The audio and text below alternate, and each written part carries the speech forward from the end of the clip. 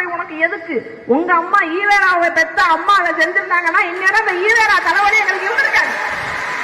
நீங்க ஈவேராங்க அம்மா கர்ப்பப்பை எடுத்திருந்தா உங்க அண்ணனான சீமான் இன்னைக்கு தேவடியா பையங்கிற பேரோடு வாழ்ந்துட்டு இருந்திருப்பான். சீமானுக்கு தேவடியா பையங்கிற பட்டம் வராம இந்த மண்ணில் தடுத்தது நீங்க சொல்லக்கூடிய ஈவேராங்களுடைய அம்மா. அந்த அம்மா கர்ப்பப்பை எடுத்திருந்தா சீமானுங்கிறவங்க மட்டும் கிடையாது, உங்க கட்சியில் இருக்கக்கூடிய அத்தனை பேரும் இன்னைக்கு தேவடியா பசங்களா தான் இருந்திருப்பீங்க. நல்ல அப்பனுக்கு நீங்க பிறந்திருந்தீங்கன்னா நாளைக்கு சீமான அறிவிக்கிட்டோம், தம்பிகளே எங்கோட நாளைக்கு ஜெயிலுக்கு வருவதற்கு தயாரா, 3 ஆண்டுகள் ஜெயில இருக்கணும், எங்கோட சிறைக்கு வருவதற்கு தயாரா அப்படின்னு சீமான ஒரு அழைப்பு விடுத்தா சீமானோட பொண்டாட்டியோட போக மாட்டான். சீமானோட பொண்டாட்டியே நீ வேணா போடா தேவடியா பையா அப்படின்னு சொல்லிட்டு